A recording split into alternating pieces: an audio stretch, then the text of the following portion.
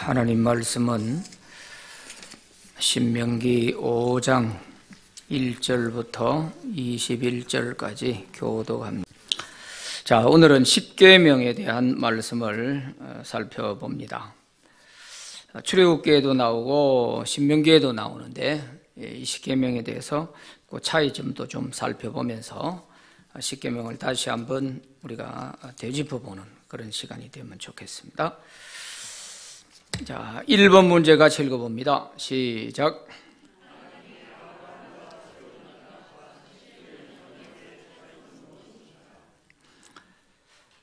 하나님이 아브라함과 세운 언약과 십계명 언약의 차이점. 3절 말씀에 보면 이 언약은 여호와께서 우리 조상들과 세우신 것이 아니요 그랬어요. 여기서 우리 조상들과 세우신 언약이라는 말은 아브라함, 이삭, 야곱 이런 믿음의 조상들과 세웠던 언약을 말하는 거예요. 그러니까 우리 조상들과 세우신 것이 아니요 하는 말은 이 아브라함과 세운 언약과 지금 이 십계명을 구별하고 있습니다. 오늘 여기 살아있는 우리 곧 우리와 세우신 것이라 이렇게 말씀하고 있죠. 그래서 하나님이 이 믿음의 조상 아브라함과 세운 언약과 십계명 언약의 차이점이 뭐냐 하는 거예요. 이 조상들과 세운 언약은 개인적인 언약입니다. 하나님이 아브라함에게 또 아브라함의 약속을 이삭에게 또 야곱에게 이렇게 되풀이해서 반복해 왔었죠. 그러니까 아브라함에게 한 번 했다고 해가지고 그대로 다 된 게 아니고 또 이삭에게 한 번 더 하고 야곱에게도 하고 이렇게 했잖아요. 이것은 어디까지나 개인과 하나님이 세운 그런 언약입니다. 그런데 그 내용을 보면 아브라함에게 한 약속을 보면요, 너로 하여금 한 민족을 이루게 하겠다. 그리고 이 가나안 땅을 내게 주겠다 하는 것이었습니다. 그런데 이것이 그대로 다 이루어졌죠. 결국 야곱의 자손들이 이스라엘 백성들이 되었으니까 이 두 가지 약속은 다 이루어졌습니다. 그래서 창세기 17장 2절, 4절, 7절, 8절 거기를 한번 같이 봅니다. 시작. 내가 내 언약을 나와 너 사이에 두어 너로 크게 번성하게 하리라 하시니 보라 내 언약이 너와 함께 있으니 너는 여러 민족의 아버지가 될지라. 내가 내 언약을 나와 너 및 내 대대 후손 사이에 세워서 영원한 언약을 삼고 너와 내 후손의 하나님이 되리라. 내가 너와 내 후손에게 내가 거류하는 이 땅 곧 가나안 온 땅을 주어 영원한 기업이 되게 하고 나는 그들의 하나님이 되리라. 자, 여기에 나와 있는 말씀처럼 아브라함과 약속하신 그 언약에는 한 민족이 이루어진다. 또 이 땅을 내게 주어서 자손 대대 거기서 살게 하겠다 하는 이런 약속들이었죠. 내가 너와 언약을 세웠다는 거죠. 너와 개인적인 언약입니다. 그런데 비해서 이 십계명의 언약은 민족과 세운 언약이에요. 민족과 이스라엘 민족과 함께 세운 언약입니다. 출애굽기 15장 5절부터 8절 한번 봅니다. 출애굽기 19장 5절부터 8절 시작. 세계가 다 내게 속하였나니 너희가 내 말을 잘 듣고 내 언약을 지키면 너희는 모든 민족 중에서 내 소유가 되겠고 너희가 내게 대하여 제사장 나라가 되며 거룩한 백성이 되리라. 너는 이 말을 이스라엘 자손에게 전할지니라. 모세가 내려와서 백성의 장로들을 불러 여호와께서 자기에게 명령하신 그 모든 말씀을 그들 앞에 진술하니 백성이 일제히 응답하여 이르되 여호와께서 명령하신 대로 우리가 다 행하리이다. 모세가 백성의 말을 여호와께 전하매. 자, 읽은 요 말씀들을 볼 때 두 가지로 정리할 수 있습니다. 하나는 이 십계명의 언약은 하나님이 일방적으로 그렇게 맺은 그런 언약이 아닙니다. 상방 동의를 해서 맺어진 언약이에요. 그래서 19장 그 5절 6절에 거기 보면 하나님께서 모세에게 내가 이 백성들과 언약을 세우기를 원하는데 그들이 내 말을 잘 듣고 따르면 그들은 내 소유가 되겠고 또 내 백성이 되고 내 거룩한 백성이 되고 제사장 나라가 될 것이다 하는 이런 말씀을 하셨어요. 그래서 네가 내려가서 백성들에게 한번 물어봐라. 그래서 모세가 내려와서 백성들의 지도자를 모아놓고 하나님께서 이렇게 말씀하시는데 너희들이 어떻게 할 것이냐 했더니 우리가 다 따르겠습니다. 이렇게 말씀을 하신 거예요. 백성들이 그렇게 여기에 응답해서 모세가 다시 하나님께 이 백성들이 하나님의 말씀을 잘 따르겠다고 합니다.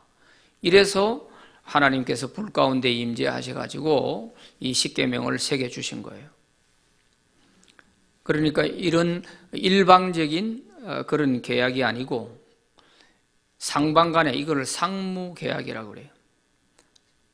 백성들이 동의를 해서 이렇게 이루어진 계약이 바로 이 십계명입니다. 자, 그런 점에서 좀 차이가 있고 개인과 민족 간에 세워진 약속이다 하는 것이 차이점이 있죠. 자, 그래서 이제 이 십계명의 서론에서부터 보면은 하나님께서 이 십계명을 주시는 서론이 그 6절에 나와 있는데 말이에요. 그 6절에 보면은 나는 너를 애굽 땅 종되었던 집에서 인도하여 낸 내 하나님 여호와라. 이게 십계명에 있어서 전체를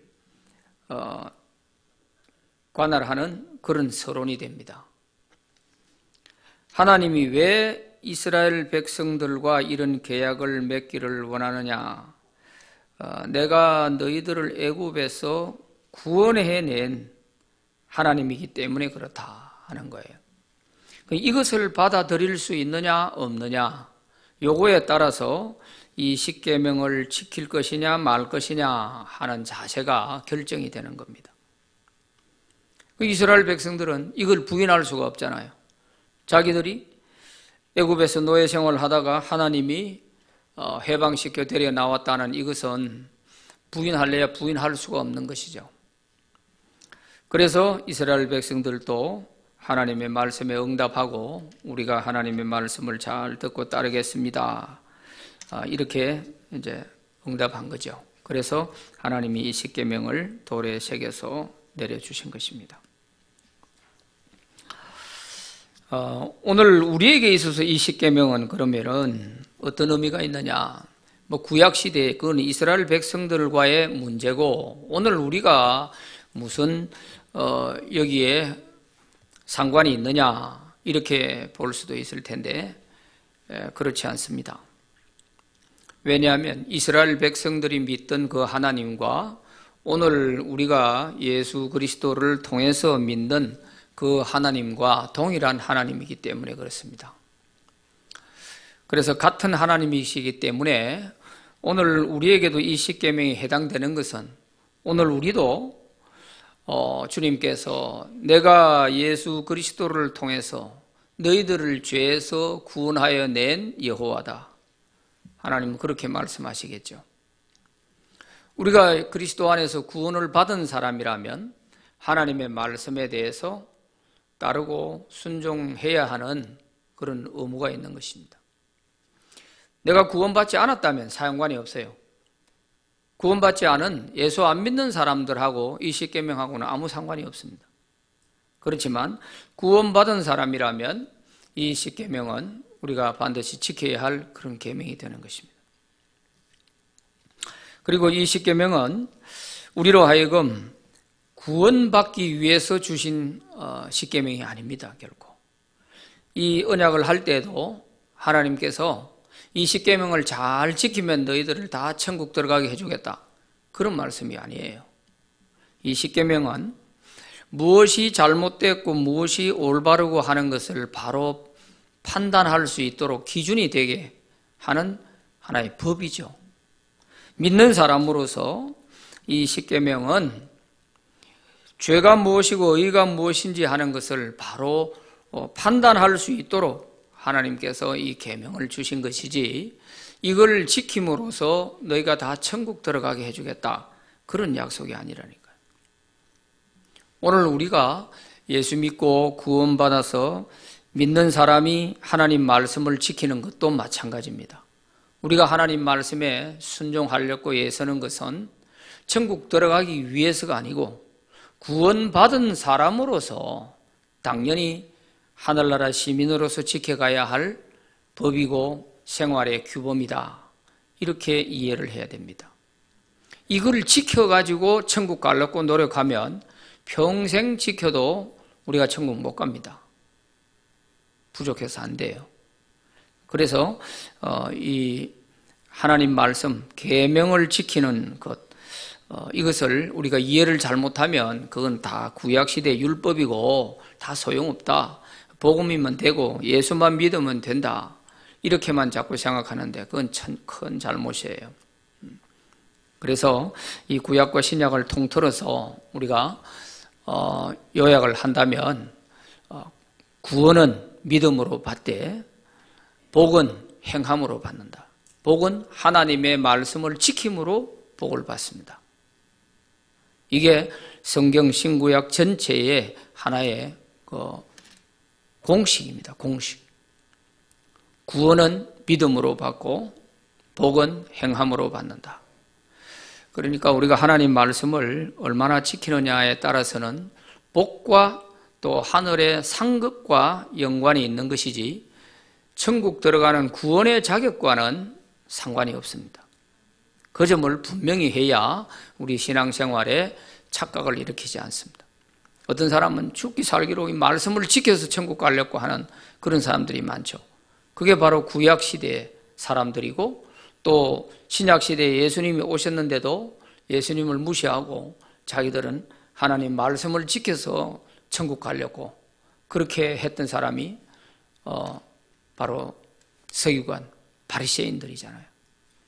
그렇게 믿어가지고는 안 되는 거예요. 그러니까 오죽했으면 예수님께서 믿음을 받아들이는 창기와 세리가 더 천국 들어가기가 쉽다. 서기관, 바리새인, 대제사장들, 너희들이 천국 들어가는 것이 정말 이거는 창기가 천국 들어가니까 오히려 쉽다고 이렇게까지 말을 하셨단 말이죠. 그거는 바로 하나님 말씀을 지켜서 천국 가려고 하는 그것 때문에 그런 것입니다. 자, 그렇게 정리를 좀 하고, 자, 2번 문제 읽어봅니다. 2번 시작. 하나님과 이스라엘 백성들 사이에서 모세가 중재자가 된 이유는 무엇인가?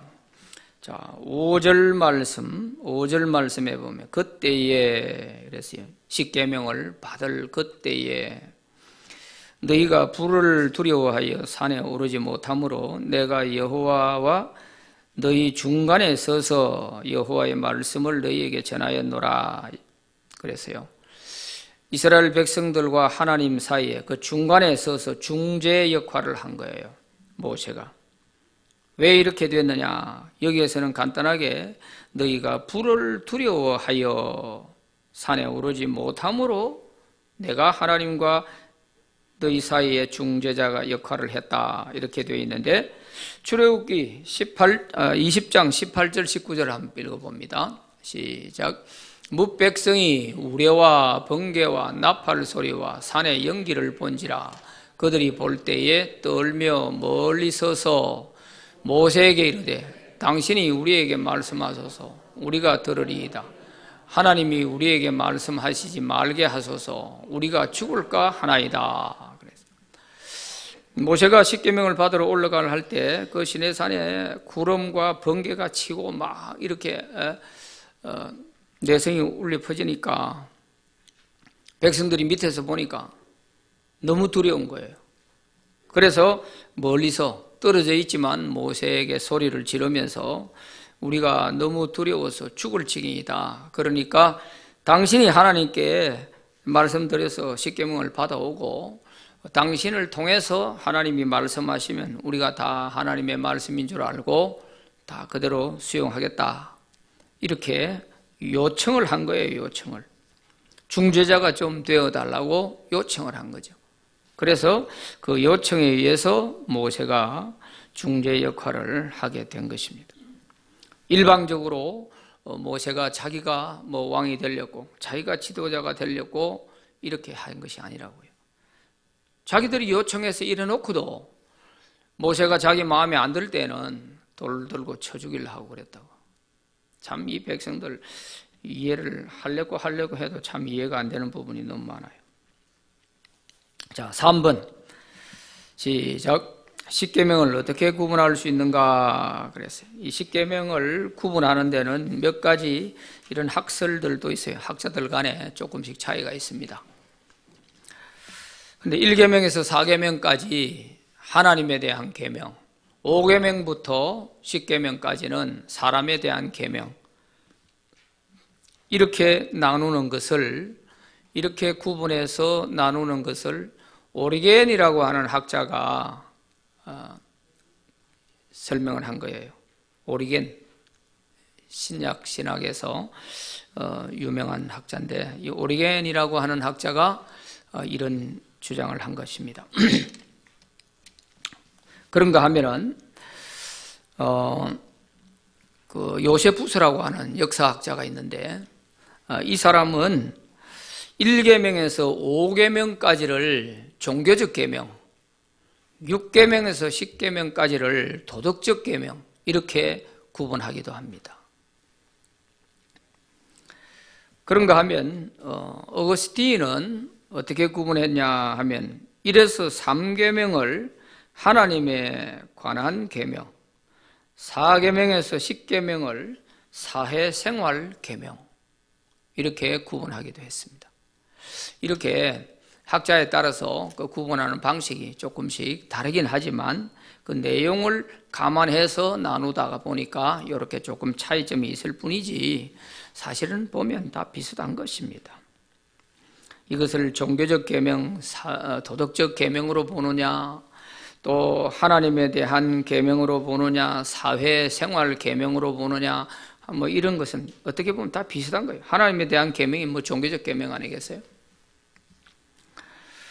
그러니까 이 5계명부터 10계명까지 이 내용을 사회생활적인 그런 관점에서 도덕적 계명으로, 사회규범적 계명으로 이렇게 보는 학자들이 있는 반면에 또 1에서 4계명까지를 종교적 계명으로 이렇게 보고 또 하나님에 대한 인간의 사랑의 계명, 또 하나님 때문에 이웃을 사랑해야 되는 이웃 사랑에 대한 계명 이렇게 나누는 거죠.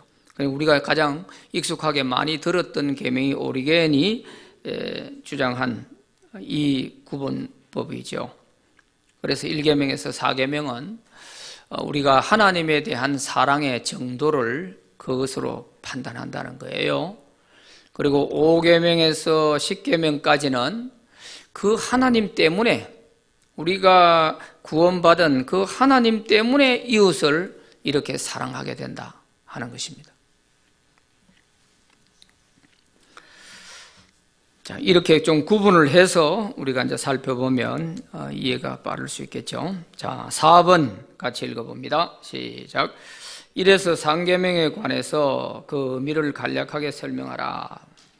7절부터 11절까지 내용이 1에서 4계명까지의 계명입니다. 그런데 1계명에서 4계명, 1계명에서 3계명까지 거기 한번 보면요. 자, 1계명이 뭐냐? 나 외에는 다른 신들을 내게 두지 말지니라. 이것이 1계명입니다. 나 외에는 다른 신들을 내게 두지 말지니라. 자, 이것은 무슨 의미를 갖고 있느냐 하면은 하나님만이 참 신이다 하는 거, 그분만을 우리 인간이 섬길 때에 행복이 있고, 또 신앙에 있어서 인간의 첫째 의무가 바로 이 하나님만 섬기는 이것이다. 그래서 어떻게 보면 이 십계명 전체의 골격이 될 수 있는 계명이 바로 이 제1계명입니다. 하나님을 제대로 인정하지 않으면 그 뒤에 모든 9가지 계명은 지킬 의미가 없어지는 거죠. 그래서 하나님만이 참신이다. 다른 신들을 내게 두지 말아라. 두지 마라 하는 말은 다른 신들을 하나님 외에 다른 신들을 너에게 있어서 존재하게 하지 마라. 인정도 하지 마라 하는 그런 의미입니다. 자, 이 계명은 8절부터인데요. 8절부터 8절 9절인데 너는 자기를 위하여 새긴 우상을 만들지 말고 위로 하늘에 있는 것이나 아래로 땅에 있는 것이나 땅 밑 물속에 있는 것에 어떤 형상도 만들지 말며 그것들에게 절하지 말며 그것들을 섬기지 말라 그랬어요. 자, 여기에서 첫째는 우상을 만들지 마라 하는 것입니다. 우리가 앞에 전 시간에도 보았습니다만은 하나님은 영이시기 때문에 하나님을 어떤 형상화하지 마라 하는 말씀이 있었죠. 일단은 우상을 만들지를 말아야 돼요. 내가 하나님이라고 생각하고 만들어도 그게 우상이 되는 겁니다. 이스라엘 백성들이 금송아지를 만들어 놓고 거기에 우상 숭배를 했는데 그 사람들이 다른 신이라고 생각하고 만든 게 아니에요. 하나님을 만들어 달라 했다니까요. 우리를 인도할 하나님을 만들어 달라. 그래서 금송아지를 만든 거예요. 그 금송아지는 이집트에 있을 때 이스라엘 백성들이 너무 많이 보았던 그 우상이 바로 금송아지 앞에 있습니다. 그래서 하나님이라 할지라도 어떤 형상으로 만들지 말아요. 하나님은 영이시지 어떤 형상화할 수 있는 분이 아니라는 겁니다. 그래서 일단은 만들지를 말아야 돼요. 만들지를 말아요. 그 다음 두 번째는 그것에게 절하지 마라. 그것에게 절하지 마라. 섬기지 말라 하는 것입니다. 섬기지 말라, 절하지 말라. 여기서는 절하지 말라 되어 있지만 섬기지 말라 되어 있는 거, 섬긴다는 단어는 사실 예배라는 단어거든요.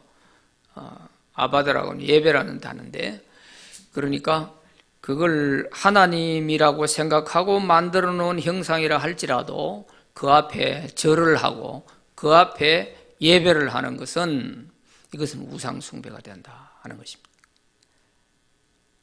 그래서 우리 교단에서는 강단 앞에 십자가도 안 붙이는 거로 결의를 했잖아요. 십자가도. 그것도 우상이 될 수 있다고. 전에 우리 교회 건축하기 전에는 십자가가 앞에 붙어 있었어요. 앞에 붙어 있었는데, 요 옆에 사는 그 동선당 그 뒤에 살고 있는 할머니, 한 분이 무당을 오래 했어요. 이 대신동에 제법 이름 날렸던 무당인데, 그분이 이제 전도를 받고 우리 교회에 나오셨어요.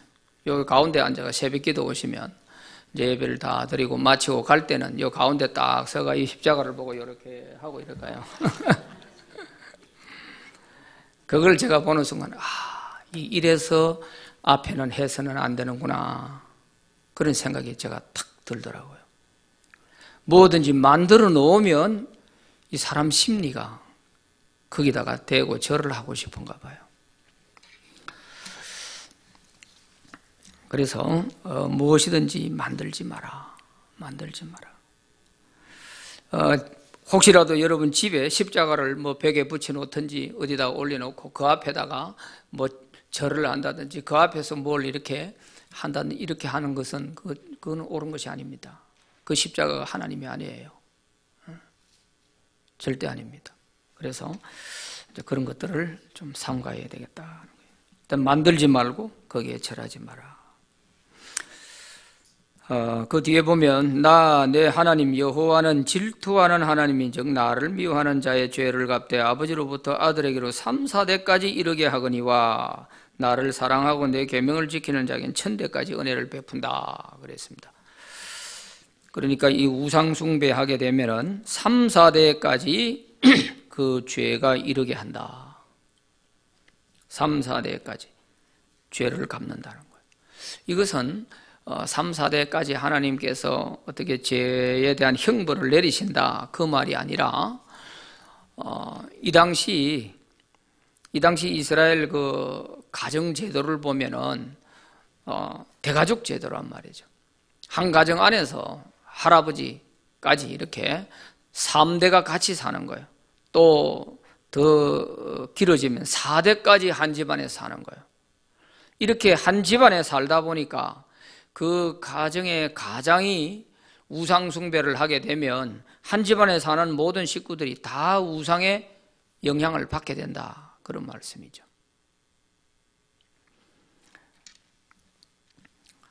그리고 하나님을 사랑하는 자에게는 또 계명을 지키는 자에게는 1000대까지 은혜를 베푸신다.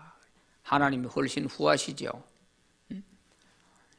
죄는 3, 4대까지 이르게 하지만 하나님의 은혜는 1000대까지 베푸신다 그랬어요.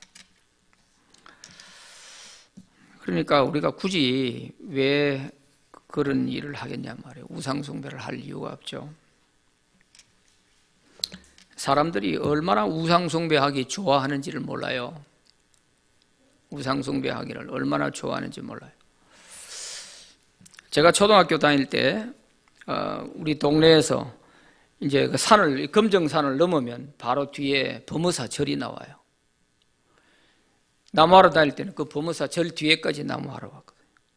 지게 지고 방학 되면은 하루에 나무 한 짐씩 오전 오후에 2짐씩 이렇게 해야 됐어요. 안 하면 밥 먹기가 어려웠어요. 그래서 제가 지게를 너무 많이 져가 이렇게 키가 작아졌어요. 제 형님은 지게를 더 많이 졌는데도 1m 80, 8인가 87인가 그래도 해요. 그런데 제 외사촌 중에 그 동네, 우리 동네 마을에 외사촌 같이 살았는데 그 외사촌 중에 그 형이 한 사람이 있었어요. 조금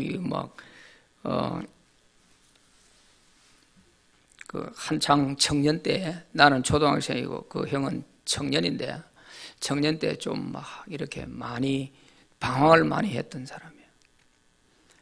그런데 한 번은 그 길을 너무 잘하니까 이제 범어사 절에 4월 초팔일 날 이제 밥 얻어 먹으러 간다고 이 길을 넘어온 거예요.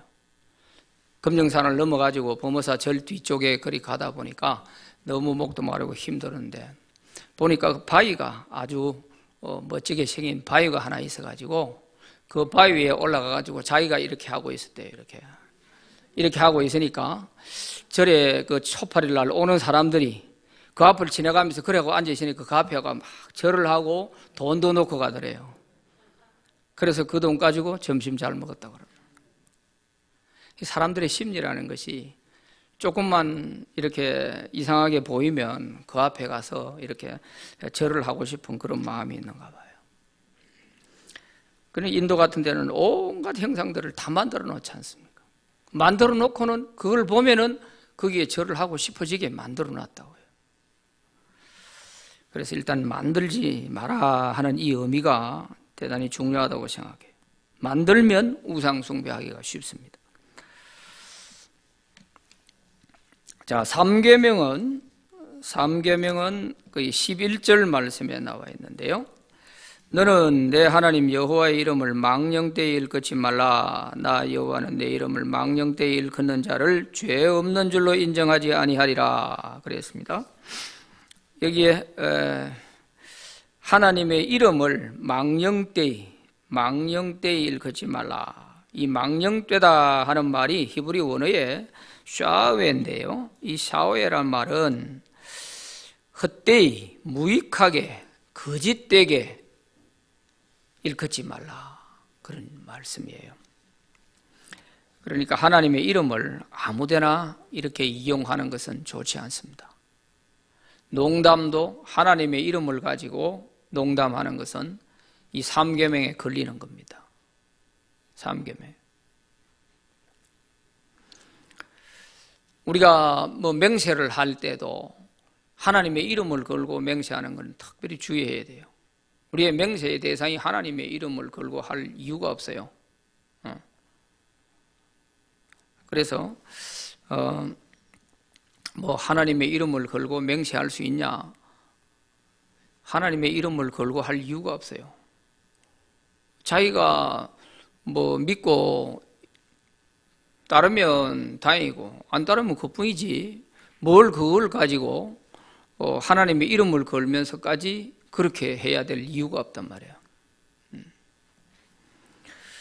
그래서 하나님의 이름을 망령되이 일컫지 말라. 이걸 아이들의 계명으로 쉽게 번역해 놓은 것은 어떻게 했냐 하면은 하나님의 이름을 함부로 부르지 마라, 그렇게 쉽게 번역이 되어 있어요.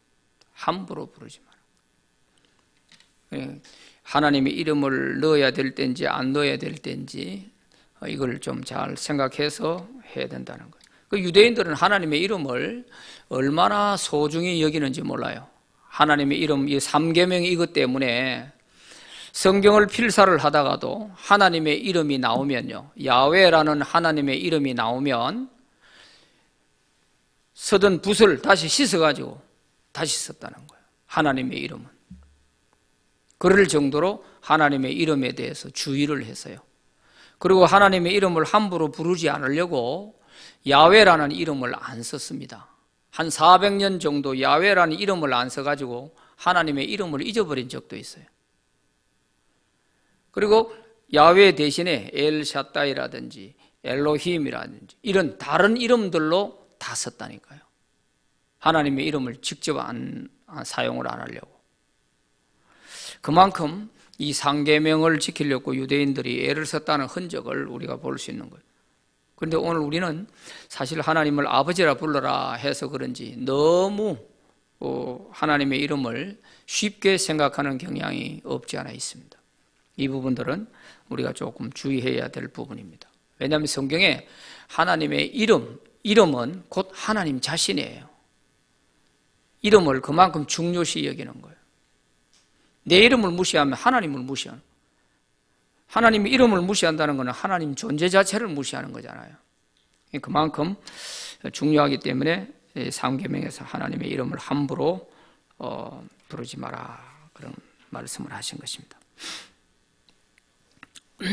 자, 5번 문제 읽어봅니다. 5번 문제 시작. 신명기 5장과 출애굽기 20장의 10계명에서 4계명의 차이점은 무엇인가 그랬어요. 15절에 보면 12절부터 15절까지가 4계명에 대한 내용인데 내용이 좀 많죠. 그런데 15절에 보면 이 4계명에 대해서 신명기와 차이점을, 출애굽기와 차이점을 볼 수 있어요. 너는 기억하라. 내가 내 애굽 땅에서 종이 되었더니 내 하나님 여호와가 강한 손과 편팔로 여기서 너를 인도하여 내었나니 그러므로 내 하나님 여호와가 내게 명령하신 안식일을 지키라 하느니라, 이렇게 되어 있습니다. 그런데 출애굽기 20장 11절을 한번 봅시다. 자, 화면에 띄워주세요. 안 돼 있어요? 왜 이거는 밑에는 적어놓고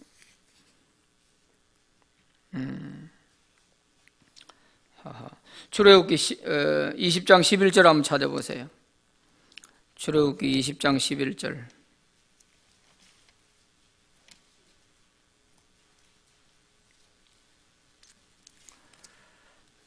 자, 찾으셨으면 한번 읽어봅니다. 시작.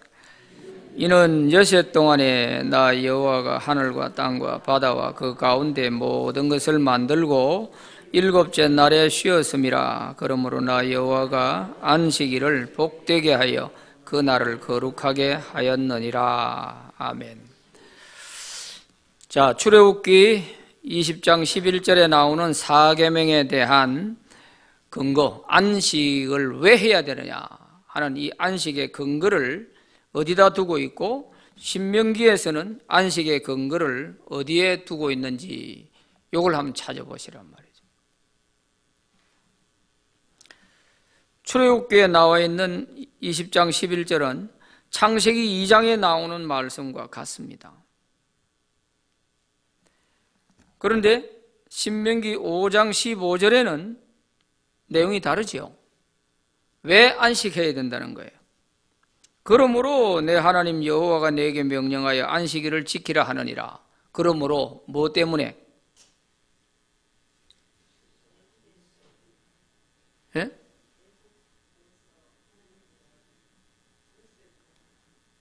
뭐 때문에? 신명기에는 보니까 안식하라고 하는 이유가 너를 애굽 땅에서 구원했기 때문에 구원받은 사람이라면 너를 구원하신 그 하나님이 안식일을 지키라고 한다.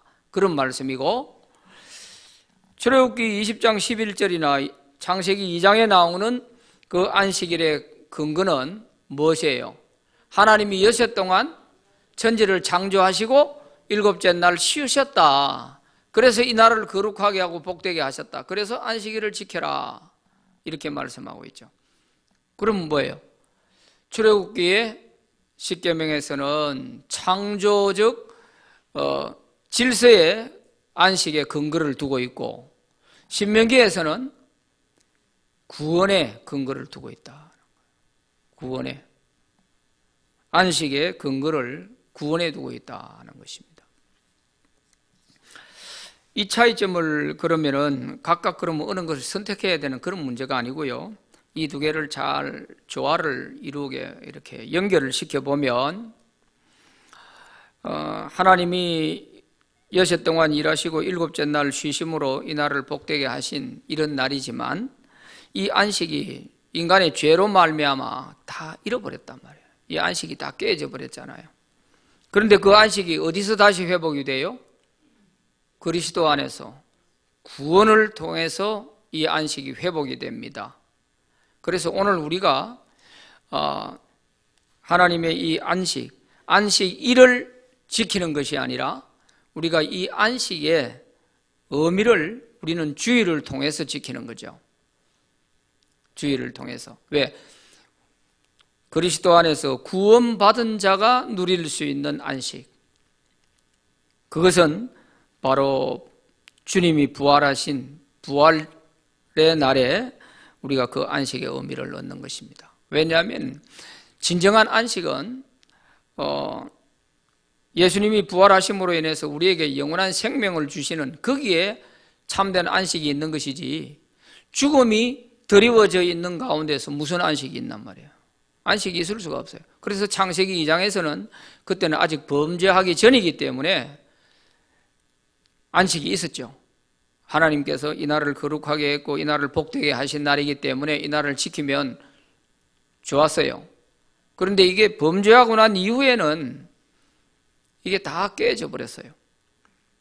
그래서 여기서는 이제 구원에 대해서 초점을 맞추는 이것이 어떻게 보면 신약으로 이어지기는데 한 번 더 다리를 놓아주는 것과 같은 것이죠.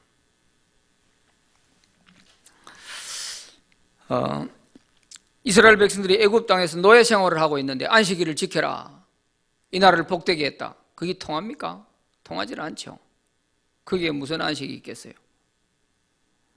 그러나 진정한 안식은 우리가 그리스도 안에서 구원받은 자로서 주님이 주시는 영생을 누리는 그 안식이 참된 안식이지, 우리가 육신이 좀 쉬고 일을 멈추고 이렇게 한다고 하는 그게 진정한 안식은 아니다 하는 것입니다.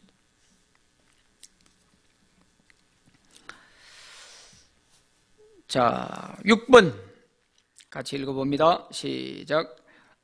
5에서 10계명에 관해서 간략하게 설명하라. 16절부터 21절까지 말씀입니다. 5계명은 16절인데, 너는 내 하나님 여호와께서 명령한 대로 내 부모를 공경하라. 그리하면 내 하나님 여호와가 내게 준 땅에서 내 생명이 길고 복을 누리리라 그랬습니다. 부모 공경에 관한 5계명입니다. 이것은 순종을 조건으로 하는 복이 약속된 계명이죠. 순종을 조건으로 하는 복이 약속된 계명. 이것을 에베소서 6장 2절에서 내 아버지와 어머니를 공경하라. 이것은 약속이 있는 첫 계명이니 이로써 내가 잘 되고 땅에서 장수하리라. 이렇게 말씀하고 있어요. 그래서 어떻게 보면 사람과 사람 사이에서 지켜야 할 5계명에서 10계명까지의 이 6가지 계명의 첫 번째가 부모 공경.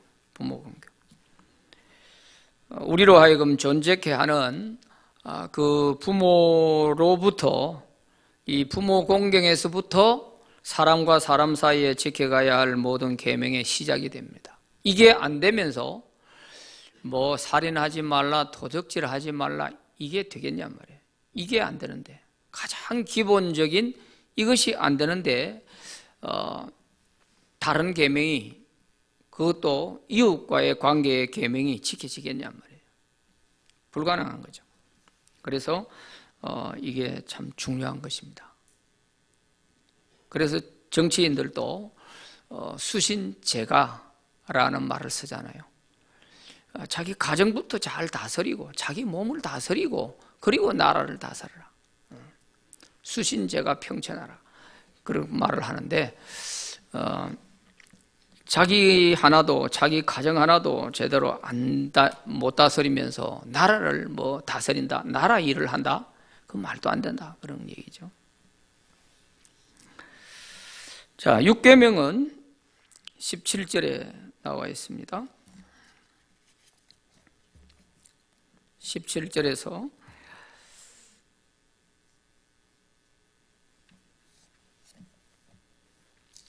자, 거기 살인하지 말라, 또 간음하지 말라, 도둑질하지 말라, 이게 다 이웃과의 관계에 있어서 지켜야 할 계명들인데, 이 살인하지 말라 하는 6계명은 사람의 생명을 존중히 여겨라 하는 거기에 의미를 두고 있는 것이죠. 사람의 생명에 대해서는 존중히 여겨라. 왜냐하면 생명은 하나님께로부터 오기 때문에, 그래서 우리가 생명에 대해서는 이렇게 저렇게 할 수 있는 권한이 없다는 거죠. 그런데 이 6계명에 대해서 조금 우리가 깊이 생각해 보면 상황윤리적인 측면에서 우리가 좀 생각해야 될 부분이 많죠. 전쟁 시에 사람을 죽이는 건 어떻게 할 것이냐 하는 문제입니다. 또 나라에서 법으로 사형 집행을 하는 것은 어떻게 할 것이냐, 또 간접살인을 하는 것은 어떻게 되느냐, 또 안락사를 하는 것은 어떻게 되느냐 하는 이런 문제들이 상황윤리적인 측면에서 우리가 정말 깊이 생각해야 될 그런 부분들이 있습니다. 나라에 따라서 법으로 안락사를 허용하는 나라도 있고 안 되는 나라도 있고 그렇잖아요. 또 간접살인, 자기가 직접 살인한 것은 아니지만 뒤에서 조종해서 살인 교사 혐의라든지 이런 부분, 이 나라 법에서도 엄하게 다스리죠. 생명에 대해서 존중이 여겨야 된다. 생명은 하나님이 주신 것이기 때문에 인간이 함부로 이렇게 끊고 말고 할 수 있느냐 하는 그런 문제입니다. 그런데 성경에 보면 전쟁에서 하나님께서 다 죽여라 하는 이런 부분도 있잖아요. 이런 거를 이제 성전이라고 하는데 지하드라고 합니다. 그래서 하나님이 허락된 전쟁에서 죽이는 것은, 그건 그럼 살인죄로 여긴다면 그럼 어떻게 돼요? 안 되잖아요. 그래서 하나님이 허락한 그런 살인에 대해서는 그것을 살인죄로 여기질 않죠. 하나님 명령에 수행한 자인데 그걸 살인죄로 여기면 어떻게 되겠어요? 오히려 그렇게 잘 다른 사람에 대해서 하나님이 더 복을 주셨는데 말이죠. 사울 왕에게 아말렉 족속을 다 죽여라 했는데 안 죽이고 아말렉 아각 왕을 살려놓고 협상 카드로 살려고 했다가 사울이 하나님께 버림받았다 아닙니까? 이렇게 죽이라는 거 안 죽여도 이게 더 큰 문제가 됐잖아요. 그래서 하나님이 허락하는 이런 것은 사형이라든지 이런 것들은 살인죄가 되질 않는 것입니다. 그래서 사형 집행을 하는 부분도 정말 사람이 이 하나님을 대리해서 해야 되는 부분인데 만약에 법에 있어서 재판이 잘못되가 억울한 죽음을 죽게 된다면 어떻게 되겠어요? 살인죄가 될 거 아니에요. 참 두려운 거죠.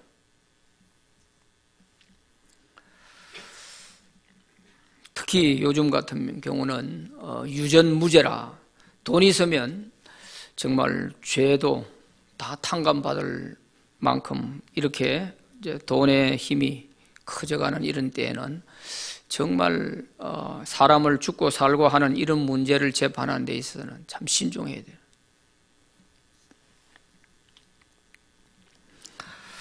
자, 7계명 간음하지 말라. 이 간음하지 말라 하는 이 계명 속에는 그 결혼의 신성함, 또 성적 순결, 가정의 제도 이런 것을 잘 보존하기 위한 의미가 담겨져 있는 것입니다. 가정의 파탄 원인 중에 제1 원인이 바로 이 간음입니다. 이것 때문에 가정이 깨지는 가정이 제일 많아요. 도둑질하지 말라. 이 도적질이라고 하는 요 말이 히브리어의 카라브라고 하는 말인데요. 이거는 이제 훔친다, 속인다 그런 뜻을 갖고 있는 단어입니다. 다른 사람의 권익을 침해하지 말라 하는 것입니다. 내 것이 귀하다면 다른 사람 것도 귀한 줄로 인정해 줘야 되는 것이죠. 9계명은 이웃에 대하여 거짓 증거하지 마라 하는 거예요. 거짓 증거하지 말지니라. 여기서 거짓 증거한다는 말은 재판석에 나가서 증인으로서 증거를 하는 것을 의미합니다. 그러니까 그 재판석에 가서 내가 거짓 증거를 하면은 죄 없는 사람이 죄 있는 사람으로 되는 거예요. 그러면 그 사람이 죽고 살고가 달려 있을 수가 있다고요. 큰일 나는 문제예요. 그래서 법정에 어디 증인으로 나갈 때 여러분 정말 기도 많이 하고 나가야 됩니다. 겁을 먹고 가가지고 또 안 그러면은 또 아는 안면 때문에 뭐 이래가지고 사실이 아닌 것을 사실인 것으로 이렇게 증거를 했다가는 큰일 날 수가 있어요. 되게 조심해야 될 부분이죠. 우리가 구약에 보면 아합 시대에 아합 왕이 자기 궁전 바로 옆에 좋은 포도밭이 하나 있었는데 그 포도밭을 자기 나물밭으로 만들고 싶은 거예요. 그래서 그 사람에게 가가 얘기를 했더만은 이스라엘 사람들은 원래 조상적부터 받아오는 그 지파별로 받은 땅이기 때문에 그 땅은 절대로 팔고 뭐 이렇게 못한단 말이에요. 주고 팔고 이게 안 돼요. 그런 걸 알면서 자기도 이스라엘 사람인데 그래서 내가 더 좋은 포도밭을 줄 테니까 이것을 내 나물밭하게 다오 했더니 안 된다고 했단 말이에요. 그러니까 이 아합이 들어와 가지고 머리를 사매고 끙끙 들어 누워 있는 거예요. 그러니까 그 부인 이세벨이 보고서 왜 이러는 거요? 했더면 내가 이래서 갔더니 그 사람이 안 된다고 해가 내가 속이 상해서 그렇다. 그러니까 걱정하지 말고 식사는 잘하시오. 내가 가서 당장 해결하고 오겠소. 그러고 이세벨이 나와가지고 그 문제를 해결하죠. 동네 사람들 가운데 지도자를 불러가지고 거짓 증언 두 사람, 거짓 증거할 사람 두 사람을 세우고 이 포도밭 주인 나봇을 불러내가 재판을 해라. 그래가지고 저 사람이 왕을 모해했다. 이렇게 해가지고 거짓 증거를 해서 그 사람을 사형을 시켜라. 그래서 나봇이 죽지 않습니까? 거짓 증거로 인해 가지고 사람을 죽였다니까요. 이만큼 거짓 증거가 이렇게 한 사람의 생명을 죽고 살고 하게 만들 수가 있는. 유대인들은 정인을 두 사람으로 세우게 되어 있잖아요. 두 사람의 정인을 세워야 되거든. 그러니까 두 사람을 거짓 정인을 세워놓고 그런 식으로 해서 이 이세벨이 나봇을 죽였던 거예요. 이사야가 그걸 보고서 너도 똑같이 나봇이 죽은 것처럼 너도 똑같이 그렇게 당할 것이다 했는데 그렇게 됐어요.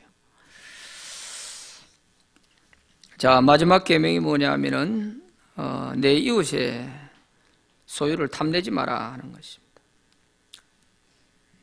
내 이웃의 모든 소유를 탐내지 마라. 아내도 남종도 여종도 논밭도 재산도 그 무엇도 탐내지 마라. 탐심이 우리에게 들어오다 보면 또 죄에 빠질 수가 있죠. 자, 이런 것들입니다. 자, 마지막 7번 읽어봅니다. 시작. 예수께서 십계명을 어떻게 요약하여 말씀하셨는가?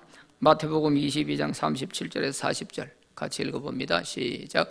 예수께서 이르시되 내 마음을 다하고 목숨을 다하고 뜻을 다하여 주 너의 하나님을 사랑하라 하셨으니 이것이 크고 첫째 되는 계명이요 둘째도 그와 같으니 내 이웃을 내 자신과 같이 사랑하라 하셨으니 이 두 계명이 온 율법과 선지자의 강령이니라 그랬습니다. 첫째는 하나님을 사랑하라, 둘째는 내 이웃을 내 몸과 같이 사랑하라 하는 이것으로 예수님이 요약을 했습니다. 1계명에서 4계명까지 하나님을 사랑하라, 5계명에서 10계명까지 내 이웃을 내 몸같이 사랑해라. 이렇게 두 개로 요약을 해서 예수님이 말씀을 하셨어요. 이것이 이 두 계명이 온 율법과 선지자의 강령이니라 그렇게 말씀하셨어요. 40절 한번 띄워보세요. 이것이 율법과 온 선지자의 강령이니라. 강령. 여기서 온 율법과 선지자 이 말은 뭐냐 하면 성경을 말하는 거예요. 성경. 구약 성경을 말하는 거예요. 이 당시에는 구약 성경밖에 없으니까. 온 율법과 선지자 이 말은 율법은 토라, 선지서는 너빔. 그래서 구약 성경의 원래 이름이 토라, 너빔, 케투빔. 케투빔은 성문서. 이게 구약 성경 이름이에요 원래. 그리고 여기서는 율법과 선지자 이렇게 되어 있는 구약 성경을 두고 하는 말입니다 이게. 그러니까 이 두 계명이 성경 전체를 꿰뚫는 강령이다. 그런 강령. 강령은 어떤 일의 핵심 줄거리가 되는 것을 강령이라고 하는 거예요. 강령.